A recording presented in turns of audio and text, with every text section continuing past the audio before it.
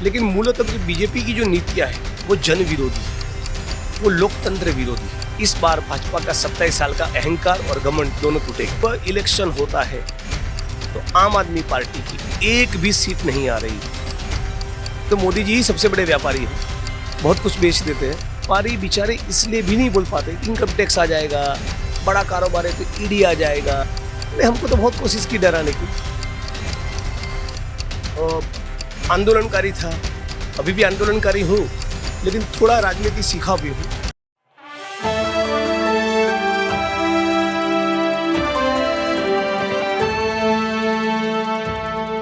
हमारे साथ दलित, शोषित, वंचित वर्ग की आवाज़ उठाने वाले और कांग्रेस के युवा नेता जिग्नेश मेवाड़ी हैं। वर्तमान में वडगाम से विधायक हैं। जिग्नेश भाई, आपका बहुत स्वागत है। जी। 2017 में जब आप चुनाव में पहली बार आए, सामाजिक कार्यकर्ता, आंदोलनकारी के रूप में आप चुनाव लड़े। आज एक पार्टी से चुनाव लड़ रहे हैं, दोनों में फ़र्क क्या देखते हैं? 2017 पहला चुनाव, 2022 में दूसरा चुनाव, तो दोनों में फ़र्क क्या? देखिए, हर एक चुनाव दूसरे चुनाव से अलग ही होता है। परिस्थितियाँ बदलती है। पॉलिटिकली मैं मानता हूँ कि थोड़ा मैच्योर हुआ हूँ।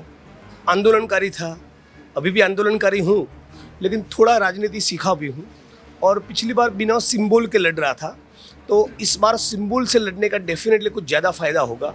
गांव में कुछ गरीब लोग रहते जो हमारी जिस प्रकार की सामाजिक आर्थिक व्यवस्था इस मुल्क की है और अब तक रही, उसके कारण पढ़ नहीं पाए, तो उनको कभी कभी सिंबल में कन्फ्यूज़न भी होता है।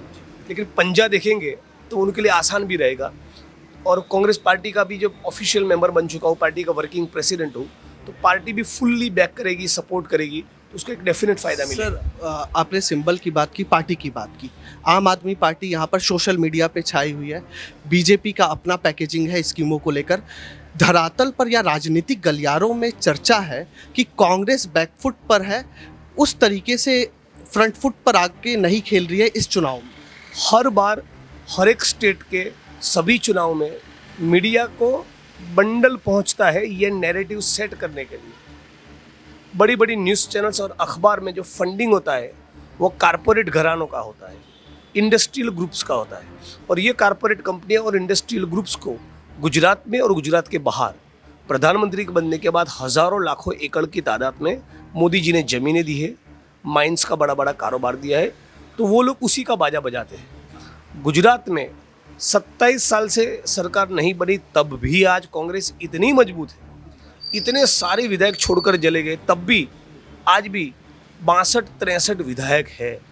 हमारे पास तालुका पंचायत है, बनासकांठा में जिला पंचायत है, हर एक गांव में हर एक बूथ पर कार्यकर्ता है। लेकिन सर, 11 विधायक चले भी गए जो 2017 में 11 नहीं, ज़्यादा चले गए। अभी वर्तमान में 63 के बावजूद उसके भी 60-65 विधायकों का होना, ये ग्राउंड जीरो पे, ग्रास रूट पे कांग्रेस कितनी स्ट्रांग है ये दिखाता है। जो चले गए वो तो उस पे तो बहुत बात हुआ, वो तो पूरा मुल्क जानता है।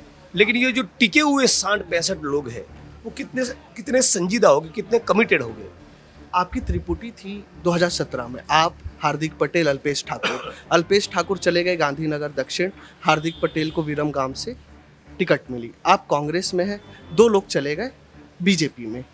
डर का माहौल था या एक कंफर्टेबल जोन था, या वो डर गए कि कांग्रेस अपनी वास्तविकता के लिए लड़? देखिए, कोई भी आदमी पॉलिटिकल पार्टी छोड़ के गया तो किन कारणों के चलते गया वो तो वो ही बेहतर जानते हैं।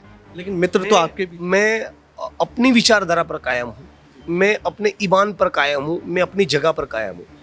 क्या प्रलोभन, क्या लालचे, क्या दबाव मुझ पर नहीं आए। हमको भी ऑफर हुआ। यहाँ तो राज्यसभा के चुनाव के दौरान हम जानते हैं क्या होता है इस मुल्क में, खरीद बिक्री होती है विधायकों की। मैं 1 इंच अपनी जगह से नहीं हिला, तो जिसको जाना था वो गए, जिसको टिकना था वो टिका है। एक सर सवाल मैं आपसे ये लेना चाहूँगा, मुद्दे शिक्षा, स्वास्थ्य, रोजगार, महंगाई सर सबसे बड़ा इश्यू है। मैं अपने केवल विधानसभा की बात नहीं कर रहा हूँ, मैं पिछले कुछ दिनों के दौरान जितनी भी जगह पे गुजरात में गया हूँ, सबसे अहम, सबसे बड़ा सवाल मैं किसी को मानता हूँ वो महंगाई का सवाल है। तेल महंगा, गैस की बोतल महंगी, बच्चों की फ़ी, दवाइयाँ, अस्पताल का बिल, किराना, जाने आने का जो भाड़ा होता है, वो हर एक चीज़ में महंगाई है। तो महंगाई सबसे बड़ा सवाल है। बेरोजगारी भी बहुत बड़ा सवाल है, प्रमुख सवाल है। लेकिन बेरोजगारी का सवाल स्वाभाविक रूप से जो युवा साथी है उनको ज़्यादा अपील करता है। जिनके पास रोजगार नहीं उन सभी को अपील करता है, विशेष तौर पे युवा को अपील करता है। लेकिन आप युवा है, मध्यम आयु के है, बुजुर्ग है, महिला है, पुरुष है, हिंदू है, मुस्लिम है, सबको छूने वाला कोई सवाल है तो महंगाई। सर एक सवाल में, आप हम उत्तर गुजरात में बैठे हैं, बनासकांठा जिले का हिस्सा है और पाटन लोकसभा निर्वाचन क्षेत्र में ये वडगाम पड़ता है। सर आप ही के जिले की विधानसभा है थराड़, दौलतपुर एक गांव है। मैं कई जगह घूम रहा हूँ, कई बीजेपी नेताओं का कहना है बड़े स्तर पर भी कि हमने किसानों के लिए इतना काम कर दिया, शुष्क जो सूखा प्रभावित क्षेत्र थे वहाँ पे नर्मदा कैनाल के थ्रू हमने पानी पहुँचा दिया। तो कांग्रेस बेकार का बाजा बजा रही है, धरातल पर वास्तविक में कांग्रेस का यह मुद्दा किसानों का फेल है। उत्तर गुजरात के 24 तहसीलों में मेरा नहीं कहना है, गवर्नमेंट ऑफ गुजरात का एक रिपोर्ट है, ग्राउंड वाटर इतना ज़्यादा एक्सट्रैक्ट कर चुके, इतना निकाल चुके हैं कि 1200 फुट 1500 फुट तक पानी चला गया है। इसके बारे में भाजपा के लोग क्या कर रहे हैं? मेरे विधानसभा क्षेत्र के मुक्तेश्वर डैम और कर्मावत तालाब में पानी लाएंगे, पानी लाएंगे, पानी लाएंगे। हर चुनाव में कोहने में गुड़ लगाते हैं, मतलब गुड़ तो दिखता है, चाट नहीं पाते, राइट। तो पानी का मुद्दा बहुत अहम है। यदि किसानों के लिए कंसर्न होता तो उनको मिनिमम सपोर्ट प्राइस मिलता, उनके पानी के सवाल को रिजोल्व करते, ज़्यादा सब्सिडीज़ मिलती, फर्टिलाइज़र कम दामों पे उनको मिलते, किसानों के लिए कुछ अच्छी योजनाएं मिलती। ऐसा तो कुछ नहीं है। सर सवाल ये भी है, जैसे आपने फर्टिलाइज़र की बात की, इस मुद्दे को भी हम लोगों ने व्यापक स्तर पर जनता से पूछा और नेताओं से भी पूछा, तो जनता का कहना है कि कई बार कई जिलों में फर्टिलाइज़र का स्टॉक खत्म हो जाता है। नेताओं का कहना है फर्टिलाइज़र है। आपके वडगाम की रिपोर्ट है कि सर कई जगहों पे फर्टिलाइज़र खत्म हो जाता है तो दूसरे तालुका से या जिले से लाना पड़ता है। तो उसके लिए एक विधायक के तौर पर क्या? देखिए, सिंपल वस्तु समझिए, फर्टिलाइज़र हो, बियारण हो, कोई भी खेती से जुड़ी जो चीज़ है, क्या आपकी किसानों को लेकर कंसर्न है?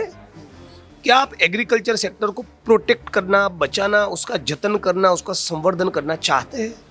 बिल्कुल ही नहीं। यहाँ पर तो भाजपा खुलेआम गुजरात मॉडल जिसको कहते हैं, तो पूरा कॉरपोरेट लूट का मॉडल है। गाँव को बर्बाद करके किसानों को और किसानी को, खेती करने वाले और खेती दोनों को खत्म करके इंडस्ट्रियल ग्रुप को एंटरटेन कर रहे हैं। इंडस्ट्रियल ग्रुप्स चाहिए, उद्योग चाहिए, राइट। आपने जो घड़ी पहनी है या हमने जो ऐनक पहना है, ये तो हमको चाहिए इस्तेमाल के लिए, तो उद्योग तो चाहिए, लेकिन उद्योग के साथ साथ किसानी का भी हमको ध्यान रखना पड़ेगा। ये गुजरात में बिल्कुल नहीं हुआ। सर एक सवाल, गुजरात में भी मेरा खुद का रिसर्च है, 2008-9 के साल का, हज़ारों की तादाद में गुजरात में किसान सोसाइटी की है। तो जो कुल 182 विधानसभा सीट है गुजरात की, 13 आरक्षित सीट है, 7 बीजेपी के पास है वर्तमान में, 5 कांग्रेस के पास और 1 आप जीते हैं। इस बार आम आदमी पार्टी मैदान में है, वो भी उसी वोट बैंक पे, या कह लीजिए वही वोट बैंक पर टारगेट कर रही है जो खास तौर पर कांग्रेस का वोट बैंक माना जाता है, दलित, मुस्लिम और वंचित। मैं आपको ईमानदारी से बता रहा हूँ, मैं कांग्रेस में हूँ, दूसरी पार्टी में हूँ, इसलिए नहीं, बहुत तटस्थ रूप से आपको बता रहा हूँ। कल सुबह इलेक्शन होता है तो आम आदमी पार्टी की एक भी सीट नहीं आ रही।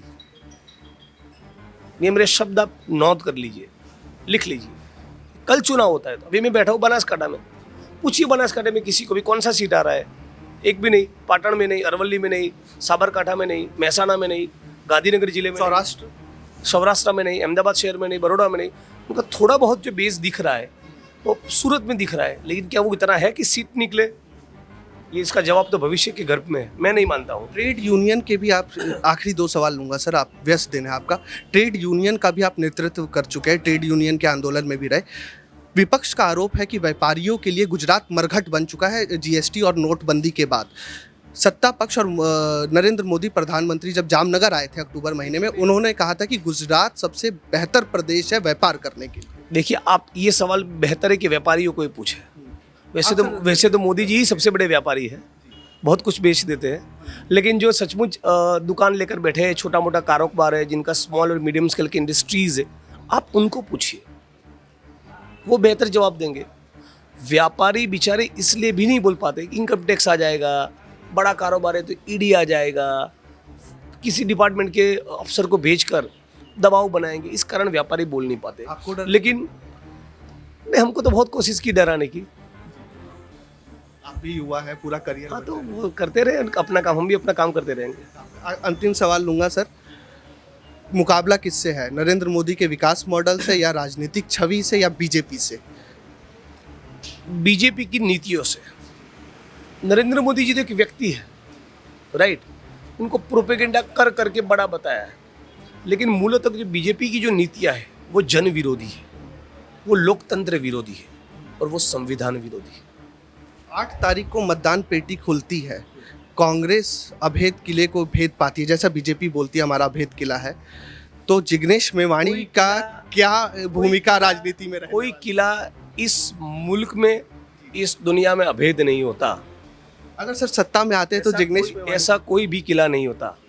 ये कहना ये घमंड है, ये अहंकार है, और इस बार भाजपा का 27 साल का अहंकार और घमंड दोनों टूटेगा। सर सवाल पे मैं अभी भी हूँ, सत्ता में आते हैं, जिग्नेश मेवाणी युवा नेता है, एक पूरी लिगेसी है सामाजिक कार्यकर्ता आंदोलनकारी की, सत्ता में आते हैं तो जिग्नेश मेवाणी की राजनीतिक भूमिका गुजरात की विधानसभा में या गुजरात की राजनीतिक गलियारों में क्या होने वाली है? स्वाभाविक रूप से सत्ता में आएंगे तो फिर नीतियां बनाएंगे, पॉलिसीज बनाएंगे, योजनाएं बनाएंगे। जिन मुद्दों को लेकर बीजेपी के खिलाफ लड़ते थे, पहले तो उसी मुद्दों को अमली जामा पहनाने के लिए, साकार करने के लिए पॉलिसी बनाएंगे। मैं आपके खिलाफ ये कह रहा हूँ कि ये XYZ चीज़ आप क्यों नहीं कर रहे, ये ABC चीज़ आप क्यों नहीं कर रहे। तो यदि हम सत्ता में आएंगे तो वो पहला हमारा कर्तव्य और रिस्पॉन्सिबिलिटी बनेगा कि हम वो ABC और XYZ करके दिखाएं। राहुल गांधी जिससे गुजरात राहुल जी ने कहा कि 3000 इंग्लिश मीडियम की स्कूल्स बनाएंगे। बगल में राजस्थान में हमारी सरकार है, पुरानी पेंशन योजना हम लोग लेकर आए, तो उसको गुजरात में लागू करेंगे। कॉन्ट्रैक्चुअल और आउटसोर्सिंग का जो सिस्टम है, जिससे आशा वर्कर, आंगनबाड़ी की बहन, सफाई कर्मी, head constables, mid day meal के कर्मचारी, होमगार्ड के जवान, फॉरेस्ट की बीट गार्ड, अनगिनत हज़ारों लाखों की तादाद में सारे कर्मचारी हैं, इनको परमानेंट किया जाए। एक भी सफाई कर्मी गटर में उतर कर ना मरे, उसके रोबोट्स और आधुनिक मशीन बसाए जाए। जो भूमिहीन लोग हैं उनको ज़मीनों का आवंटन किया जाए, हो सके उतना रोज़गारों का सृजन किया जाए, रोज़गार महिलाओं को बड़ी तादाद में मिले, तो तब जाके केवल कांग्रेस पार्टी सत्ता में आए। उसके साथ साथ गुजरात की तरक्की कैसे हो, ये इन दोनों के ऊपर हम लोग काम। वडगाम की तरक्की के लिए क्या विचार? वडगाम की तरक्की के लिए चिंता नहीं, हम बैठे हैं ना। तो सरकार पूरा सहयोग करती है, आप तो विपक्ष में। अरे हमारी पार्टी की सरकार बनी और तब भी कोई सहकार नहीं किया ना, तब भी लड़ लेंगे वडगाम की जनता के लिए। एक अंतिम क्लोजिंग पॉइंट मार देता हूँ, राहुल गांधी गुजरात छू के जा रहे हैं महाराष्ट्र से, जो उनका रूट है, गुजरात नहीं घुस रहे, क्या कारण? मैं अभी आज शाम को ही आपका मैसेज पहुंचाता हूँ ताकि वो जल्दी आ जाए, जल्दी आएंगे, डोंट वरी। ये हमारे साथ कांग्रेस के युवा नेता जिग्नेश मेवाणी थे। जिग्नेश भाई बहुत धन्यवाद आपका बात। Thank you. तो अभी इनका दिन भर का कार्यक्रम है, नामांकन भरने जा रहे हैं, 5 तारीख को मतदान है, और देखना यह है कि जब 8 तारीख को मत पेटी खुलेगी तो कांग्रेस की भूमिका गुजरात की सत्ता में क्या होने वाली है। कैमरामैन सुमित के साथ मैं राकेश मोहन सिंह, नेक्स्ट 9 न्यूज़ के लिए धन्यवाद।